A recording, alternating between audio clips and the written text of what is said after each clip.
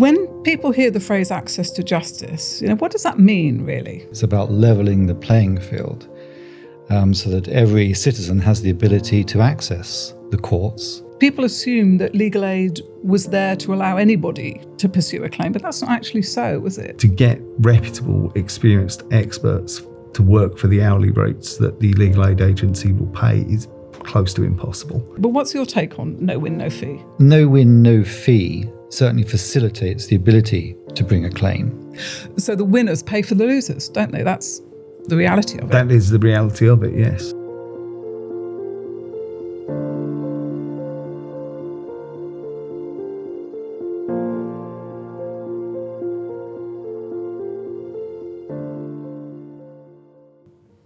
Hello, welcome to today's episode of Medical Negligence Matters. Today we're going to be talking about an important and quite a topical subject, and that's the issue of access to justice. And we're starting with a big question, really, which is, if two people suffer the same sort of medical accident, should their ability to obtain access to justice depend on how much money they have? It's a tricky one. And here to help me deal with this sort of question today are my colleagues Tony Mitty and Alan Mendham. Hello. Morning both. Hi. So let's start with the difficult one. Alan, I'm going to aim this at you. When people hear the phrase access to justice, what does that mean, really? What it should mean is that everyone's got the right to bring a claim, no matter what their means are, and get justice and receive compensation if compensation is due to them. That's what I think of it as.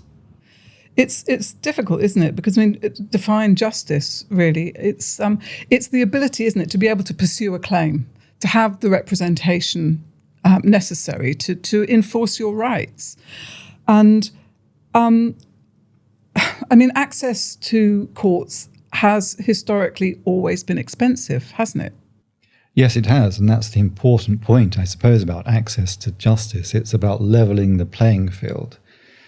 So that every citizen has the ability to access the courts and to pursue legal remedies if they've been the victim of wrongdoing. This is it, isn't it? I suppose in every area of our lives. A right doesn't have any value at all if you can't enforce it.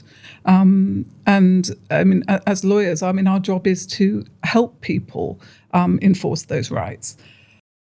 And do you think, Tony, that it's still the case that there are people with genuine claims who don't pursue them because they're worried about cost?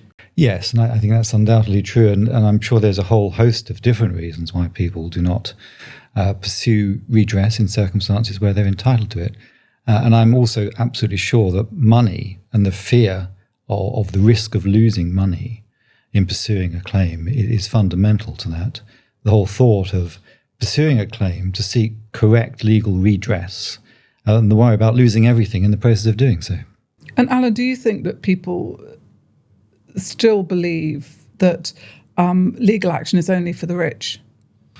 I think there probably are some people who believe that, but they shouldn't, because there are ways of funding claims so that everybody can bring a medical negligence claim. Yes, I think that's really helpful way of moving us on to our next point, because it's the advent of no win, no fee, isn't it? Now, I think there's a lot of media coverage of no win, no fee, which paints it in quite a negative way, as if it's something that is, not entirely positive, that there's something a bit grubby or unappealing about it. But what's your take on no win, no fee? Well, no win, no fee actually wasn't the idea of lawyers, really. It was the idea of the government. And the concept is we take claims on the basis that we will pursue them, and if the client doesn't succeed, they don't have to pay anything. Now, that gives everyone access to justice, because you don't have to find the money and risk losing it. You can bring it on a no win, no fee claim. That's right, isn't it? I remember in the past working with sort of American lawyers who I think were breaking this ground well before it was a concept here in the UK, that a no-win, no-fee actually gave every client, regardless of their means, the key to the courthouse door. And that was the point, because before no-win, no-fee, the options were much more limited, weren't they? They were, but I also want to make this point, because I think it's important to make it, that just because no win, no fee entitles and enables a potential client to pursue a claim for redress doesn't mean that the whole system is then bombarded with claims that wouldn't otherwise be made. Because ultimately, solicitors, us, we are the gatekeepers to the system. And I think it's important that people appreciate that a claim would not be pursued on a no-win, no-fee basis unless an experienced lawyer considered there to be a claim with merit. And I think it's very important to draw the distinction between that and people just pursuing claims simply because they've had an accident and think they might have a claim even though they don't. Yes. So this supposed tidal wave or tsunami or whatever of unmeritorious claims it's a fiction, really, isn't it? It is a fiction because if a claim had no merits, the defendants wouldn't pay any compensation, and lawyers wouldn't bring claims that have no merits because you don't get paid. It's no win, no fee. It's not in anybody's interest. There'd be no incentive to do it, no. And before no win, no fee came into being in this country, I mean, the only options really were to pay for a case privately, which I think most people of normal means couldn't even contemplate that, or legal aid. And legal aid is something, people assume that legal aid was there to allow anybody to pursue a claim, but that's not actually so, was it? No, legal aid was actually quite limited in its scope historically. And there was an old... And it was means tested, of course, as well, wasn't it? It was means tested. And so only effectively, basically people on benefits would qualify for legal aid in civil cases, such as clinical negligence. And you had this middle income group that just weren't able to bring a claim. And that did create a gap in access to justice.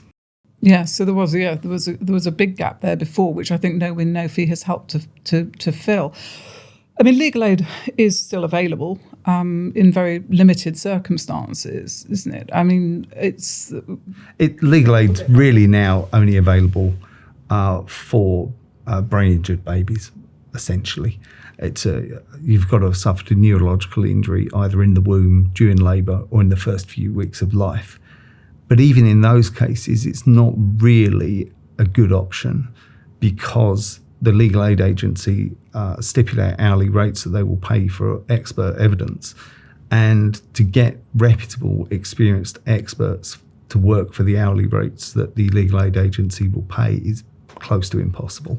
Yeah, so one could say it's like trying to have a fight with one arm tied behind your back. It limits the extent to which you can be effective in pursuing the claim. And so no win, no fee theoretically gives everybody access to the right to bring a claim. Do you think that over recent years it's become more difficult? To bring a claim? Yes, I think not necessarily. I think no win, no fee certainly facilitates the ability to bring a claim. But at the end of the day, given we're talking about claims in the context of clinical negligence, the bar for establishing negligence is still very high. And it's important that people have the ability to fund claims, to investigate whether they have a claim with merit in the first place. So when we say no win, no fee with a view to taking on a claim, it doesn't mean just pursuing it. It means having the funding to investigate and only pursue a claim once the evidence stacks up and you believe that a claim has merit.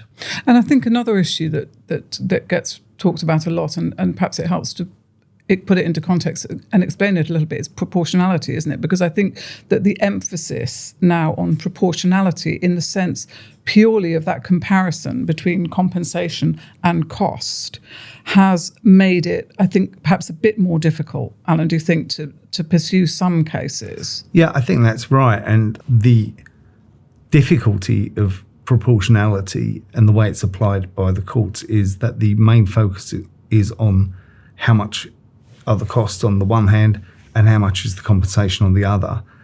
But what that ignores is the complexity of a case. And the more complex somebody's medical history, and remember, most people with a medical negligence claim will have a complex medical history, The more complex it is, the more documents the lawyers have got to read, the more documents the medical experts have got to read, the more nuanced it is to work out where the errors have caused harm. And so those cases do suffer with the current test of proportionality. And it is tricky, isn't it? Because the reality in our legal system, it is that the burden is on the claimant to prove their case. So it's necessary for that individual to put together all the evidence that you need to succeed in the case. And that has a certain irreducible cost. Yeah, there's always a pithy comparison between claimant costs in a case and defendant's costs in a case. Well, the claimant's building the case. The claimant's investigating from the start, getting the medical records, getting the evidence, and refining down what the case is actually about. What the defendant's then presented with is a narrow, focused case. And so, of course, it costs a lot less to investigate and respond to that narrow focus than where we started off. Yeah. And of course, if I may, just to pick on something Alan said earlier on, each claimant is different. So this issue of proportionality as against the value of damages, the compensation, can be very varied. So, for example, you might get a Premiership footballer, to use an example we talked about before, and a low-income earner. They may have sustained exactly the same injury, and it might have had the effect of the same life-changing dynamics on their life. But, of course, you have to still spend the same amount of money on investigating their cases because the issues are the same medically. But, of course, the outcomes are completely different. And of course, there's a lot of talk about trying to change the system to make it less expensive. And of course, that's very laudable. But then looking at that, of course, from the other side of the fence, that if you're the person being sued, you don't necessarily want there to be some sort of cut price bargain basement investigation of an allegation against you. Do you? So it's, I think a full and detailed investigation actually is in the interests of both parties. Absolutely, it is. And one of the things that I think can cause quite a lot of concern and unhappiness sometimes is the fact that under the current system of no win, no fee, a claimant doesn't necessarily receive all of the damages that they're awarded. No, and that's the flip side to it being a no win, no fee. So if we look at the advantages and benefits of it first, it means that a client can pursue a claim. And in the event that the claim is unsuccessful, either because the investigations show that they don't have a claim, or you pursue it and the claim is unsuccessful, they do not have to pay any legal fees. But of course, the flip side to that is that if they win their claim, the solicitor who has funded their claim throughout is entitled to charge what's called a success fee. And there are certain fees as part of the process of pursuing a compensation claim that are simply not recoverable from the defendants at the end of a successful claim. So in those circumstances, there is some deduction from the client's damages. Yes, it's interesting, isn't it? And I think this is one of the things where the English and the American systems are wildly different. Because historically, and even in the initial years of the existence of no win, no fees, it was still expected, in fact, that clients would receive all of their damages, wasn't it? I mean, that's... Yeah, and that changed in, I think, 2013. The government decided that the defendants who used to pay the success fee shouldn't pay the success fee. It should be the injured party, which to me never really sat right. But that's what the system is that the government are giving us to work with. Yes, I mean, a lot of people use that sort of phrase, the polluter should pay. So it's those that do the harm should actually pay for the damage. But it was felt politically that wasn't the right thing to do, and that claimants should have some investment. I think there was perhaps a mistaken belief that somehow claimants were pursuing unmeritorious claims or pursuing them too far because it didn't cost them anything, so they could. But I think that from my point of view, that ignored the fact that there's lawyers here who have professional duties and responsibilities, and I don't think I've ever met any lawyers who would just want to pursue cases just for the sake of it. Well, at the end of the day, lawyers are running a business. And as you say, Gillian, they have professional obligations not only to their clients, but also as officers of the court. But as you say, Alan, the situation now is that those success fees and insurance premiums and things that go alongside no win, no fee agreements actually get paid by a successful claimant. So the winners pay for the losers, don't they? That's the reality of it. That is the reality of it, yes. And Let's talk for a minute about. I mean, we've touched on this idea about a lot of movement, and a lot of time has been spent over the last few years about thinking, well, how can the process be made cheaper? And there's been a lot of talk about fixed recoverable costs. And I know, Alan, you were involved in some of the consultation work about this. And what do they mean, really, when they say fixed recoverable costs? The schemes for fixed recoverable costs that have been knocked around for lower value cases essentially involved a process that would involve a lot more work being carried out up front, but for a lot less money than is currently paid. So that's the problem that a lot of claimants' lawyers have with the whole concept. That is the problem. And fixing costs, of course, ignores the fact that people are different and everyone's medical history is different.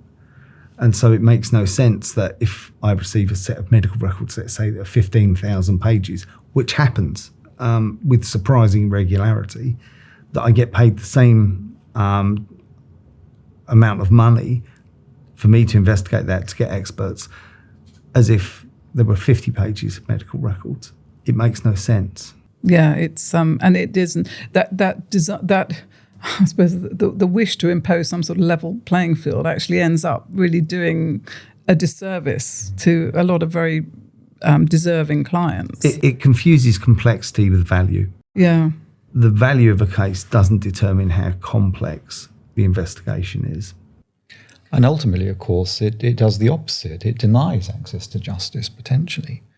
Yes, because if you have a low-value claim, but it's actually a very complicated claim, I fear it would become almost impossible to find legal representation to pursue that. Absolutely, yes.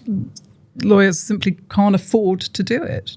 And I think then you'd get the situation where clients would not be able to access lawyers. They would not be able to pursue claims for compensation in circumstances where they're absolutely entitled to and have proper legal redress.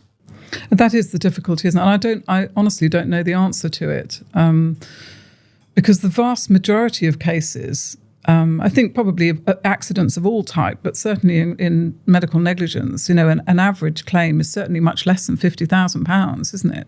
Yes. And I know in some, in some cases, actually, some people might say, well, actually, it's nearer £25,000 or £30,000. Of course, that sort of claim, if it's very complicated, becomes almost impossible to justify on an economic basis if you're incurring normal costs of investigation. Certainly to have a specialist medical negligence lawyer, it would be very difficult to get one to do it. And also to instruct specialist experts as well. Yeah. So it's a combination of both, the inability to instruct specialists to pursue a claim, and ultimately it's the specialism that makes the claim efficient to run. Mm-hmm. So we've raised a lot of questions and problems here. What do you think is the solution? I mean, is there a way, do you think, of pursuing that sort of claim more effectively? Well, I think it all comes down to the bottom line, and that's to instruct a specialist firm of solicitors who know what they're doing and in turn can instruct specialist experts. And I think that is by far and away the best way to pursue a claim and make the system efficient. And what about defendants' behaviour? Do you think that there are things in that regard that can reduce costs? Yeah, I think the irony is that what we've seen over the last 15 years are less specialist lawyers on the other side. Now, they are the same firms, but increasingly claims, or very large parts of the claims, are handed down to very inexperienced lawyers. And you end up, it's like a game of tennis where you hit the ball over the net and you're having to run around the other side and hit it back to yourself because the person on the other side is just inexperienced and doesn't know what they're doing. So that does drive up costs. Yes, I mean, I think that illustrates the effect of trying to push costs down too low, is that actually the economics of running a law firm means that you have then to have the work done by cheaper lawyers, which isn't necessarily the most effective, is it? I mean, it ends up in the long run making things more difficult, more stretched out in terms of time. So I think, Tony, maybe what we're all coming back round to is that the importance of specialist lawyers, isn't it? Absolutely, yes. People who know what they're doing are more likely to be able to pursue things in a way that is most cost effective. I think that's absolutely right, Gillian. Thank you both very much. That's been very interesting and I hope useful for our listeners. Thank you. Thank you.